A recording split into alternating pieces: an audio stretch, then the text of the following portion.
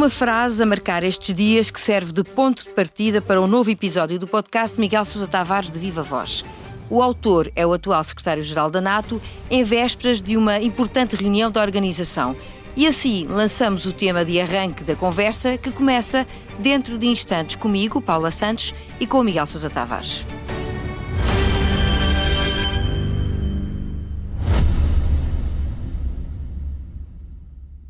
Fui deputado da oposição, fui jornalista e primeiro-ministro. Fundei um jornal e a primeira televisão privada em Portugal. E para contar as minhas memórias, voltei a inovar. Memórias de Francisco Pinto Balsemão, um podcast inovador baseado no livro homónimo, narrado por voz em inteligência artificial. Disponível em expresso.pt e nas plataformas de podcast. Expresso. Liberdade para pensar.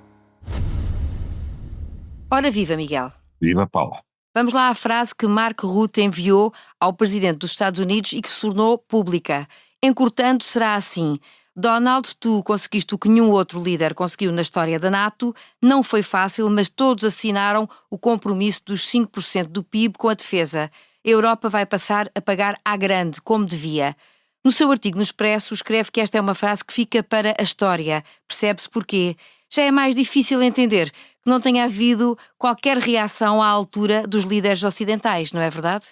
Sim, mostra o nível de dignidade pessoal e institucional dos líderes atuais. Depois dessa frase, que era para ser secreta, mas o Mark Rutte, pelos vistos, conhece mal o seu amigo Donald Trump, que tudo o que seja lisonjeiro para ele não guarda segredo, ele publica logo imediatamente. Foi o que ele fez, e então toda a gente ficou a saber que já estava decidido que iam ter que contribuir com 5%, antes mesmo de discutirem o assunto e votarem, e que o Mark Rutte, enfim, era, como é que eu ia dizer, um beijamão do Donald Trump e que não está ao serviço da NATO, mas ao serviço dos Estados Unidos.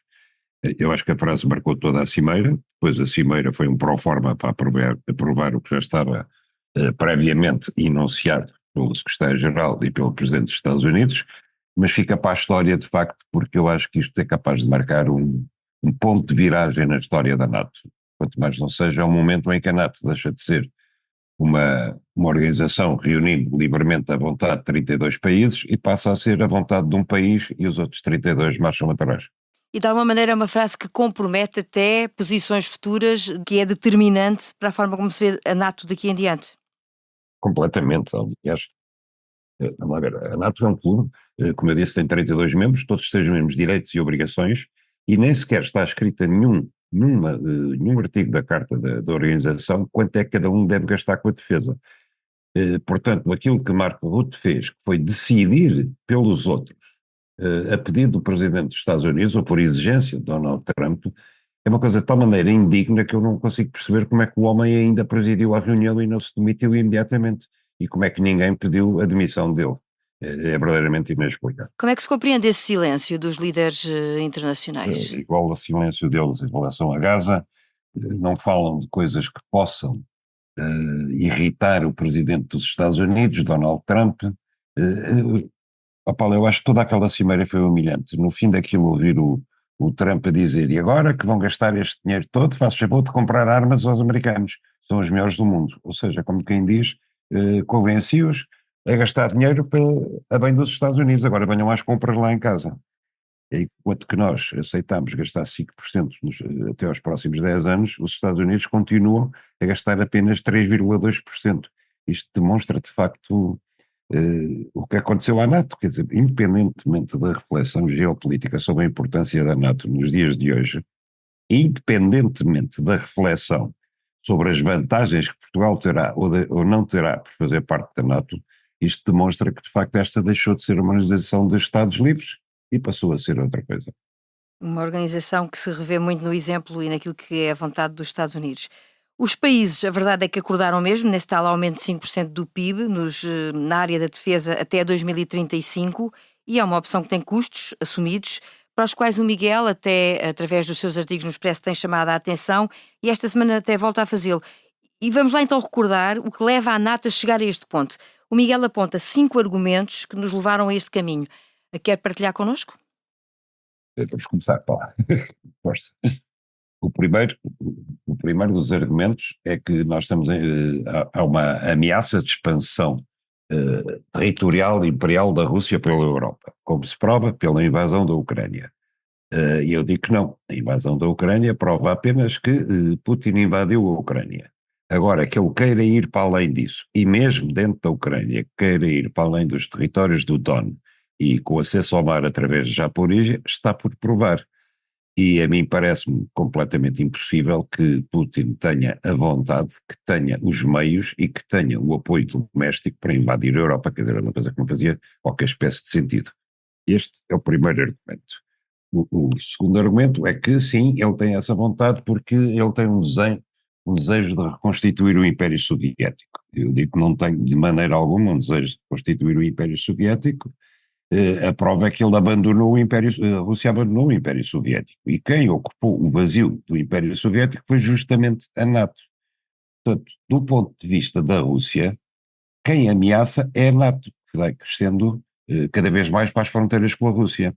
E eu dou até o exemplo de, agora dizem, como das coisas que revela a vontade imperialista de Putin é que ele concentrou imensas tropas na fronteira com a Finlândia. Ok, só que antes a fronteira com a Finlândia não era fronteira NATO, porque a Finlândia não fazia parte da NATO. E agora sim, são 1000 quilómetros de fronteira comum. E, portanto, o Putin, obviamente, teve que reforçar, eu acho que até contra gosto, porque ele precisa de soldados lá para baixo, não é ali no norte, teve que reforçar essa fronteira porque a NATO pode pôr aí armas, todo o tipo de armas, de armamento, soldados, etc. Passaram a ser mais 1000 quilómetros de fronteira que a Rússia teve que defender em relação à NATO. O terceiro argumento é que é preciso, a Europa precisa de comprar armas, o armamento da Europa está desatualizado e eu digo, não é exatamente assim, porque a Europa, em conjunto, todos os países da Europa têm mais armamento, exceto armamento nuclear do que a Rússia, suficiente para se aguentarem uma guerra convencional com a Rússia, até sem o apoio dos Estados Unidos. E, portanto, isso não é verdade. O quarto argumento é que a Europa até agora sentou toda na defesa americana e na proteção americana. Isso é verdade, mas também foi no interesse mútuo dos Estados Unidos, porque quando havia a União Soviética, havia dois blocos em confronto, o ocidental e o soviético.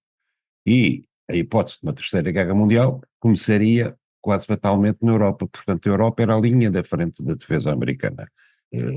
E a NATO, nesse sentido, também era muito instrumental e útil para os Estados Unidos, assim como era no Atlântico Norte, e eu dou o exemplo dos Açores, que os Estados Unidos usaram sempre em caso de necessidade como base aérea intermédia, como base de abastecimento dos seus aviões, como fizeram agora quando quiseram atacar o Irão. Voltou-se a falar disso agora, não é verdade? Exatamente.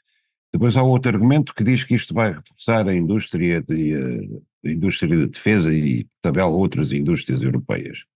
E eu digo que não, que vai fazer prosperar os que vendem armas na Europa, essencialmente a França e a Inglaterra e a República Checa, mas os outros vão comprar. E que, obviamente, Portugal não vai nem fazer submarinos, nem fazer F-35, vai comprá-los, e o que Portugal vai produzir é fardas, munições, nem sequer metralhadoras ligeiras, portanto, quer dizer, no saldo e haver dessa balança comercial, Portugal ficará completamente a perder. Portugal justamente comprometeu-se em atingir a meta dos 2% já este ano, o que implica um elevado investimento financeiro. O Primeiro-Ministro confia que vai ser possível concretizar este compromisso, mas isso obriga a entendimentos políticos, uma vez que este plano começa agora e perdura no tempo até para lá desta legislatura, não é? Acha que vai ser fácil assegurar... 35. Acha que vai ser fácil assegurar o diálogo político que permita cumprir estas metas? Não. Eu acho que nós não vamos cumprir de maneira nenhuma. Nós vamos fazer batota e vamos fazer de mocos enquanto pudermos e vamos martelar todo o investimento na defesa. Vai ser tudo, este ano, sim senhora, vamos gastar 1000 milhões, etc. Mas mesmo já parte desses já vem à conta dos aumentos de vencimentos dos militares e, portanto, de facto, a aquisição em armas, que é 3,5% do PIB, sendo os outros 1,5% em o que a NATO chama infraestruturas de segurança e de defesa, que importa aqui aos 3,5%. E os 3,5%, juntando ao 1,5%, dá uma diferença a mais de 10 mil milhões de euros por ano que nós vamos ter que gastar a partir de 2035. Até 2035 vamos ter que chegar lá aos 10 mil milhões e depois todos os anos são 10 mil milhões o equivalente a 3,5% do PIB. Para se ter uma ideia, quer dizer, eu acho que já dizer que toda a riqueza produzida no país, por toda a gente e por todos os meios, gastar 3,5% em defesa é brutal.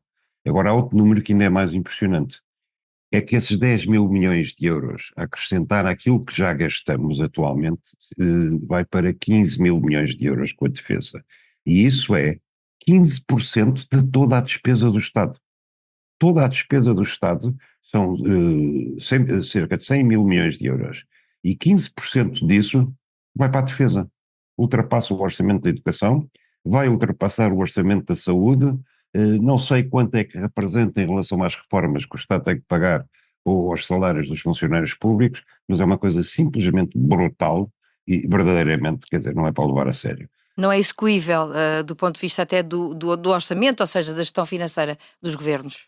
Não é execuível. E nesse aspecto acho que o papel que a Espanha desempenhou na quarta-feira na Cimeira da NATO foi exemplar. Filipe González disse, ok, nós gastamos muito Pedro pouco, Sánchez.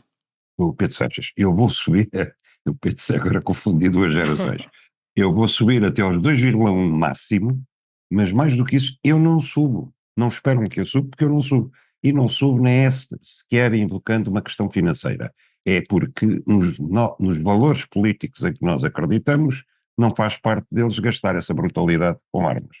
A Espanha foi realmente e aparentemente o único país a contestar este aumento, dizendo que tem um acordo de exceção com a NATO. Embora vários outros países tenham vindo dizer que Madrid acabou por assinar rigorosamente a mesma coisa, o mesmo compromisso que todos. Enfim, cercado de escândalos no PSOE, com graves suspeitas de corrupção e até mesmo com dirigentes socialistas a pedirem a sua demissão, acha que Sánchez estará aqui a procurar desviar as atenções para os problemas que tem em casa? É possível que sim, agora ele está a ser coerente, atenção, agora mudamos de assunto. O Sánchez, de facto, está envolvido indiretamente num escândalo que é o seu braço direito e o seu braço esquerdo estão metidos em casos de corrupção. Isso é gravíssimo, como é óbvio. E a oposição diz é impossível que ele não soubesse. Agora, ele responde, eu não vou demitir-me porque este governo é bom para a Espanha. Este governo está a ser bom para a Espanha e do ponto de vista económico está a ser ótimo para a Espanha.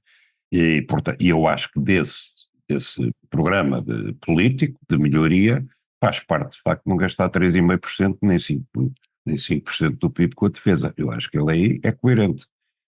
E acho que é uma medida que é capaz de ser bastante popular em Espanha. Demos uma volta ao mundo tal como ele está, olhamos para dentro de portas já a seguir no improviso. Muito se tem escrito sobre a proposta do governo para a nova lei da nacionalidade, não faltam críticas da oposição perante medidas mais restritas de acesso à nacionalidade portuguesa e para as políticas migratórias e autorizações de residência em Portugal. Já fez o seu diagnóstico, Miguel?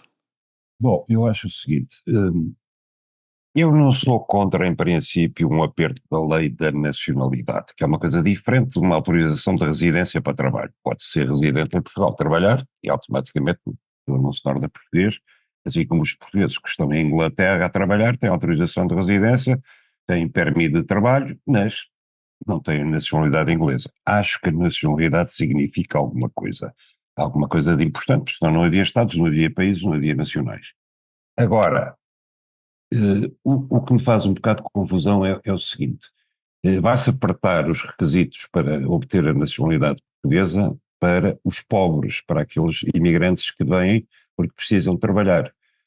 Os ricos, os que vêm com visto gold, ou os descendentes dos judeus sefarditas que invocam que os antepassados foram expulsos há 500 anos, esses automaticamente têm autorização de residência e podem aceder à nacionalidade.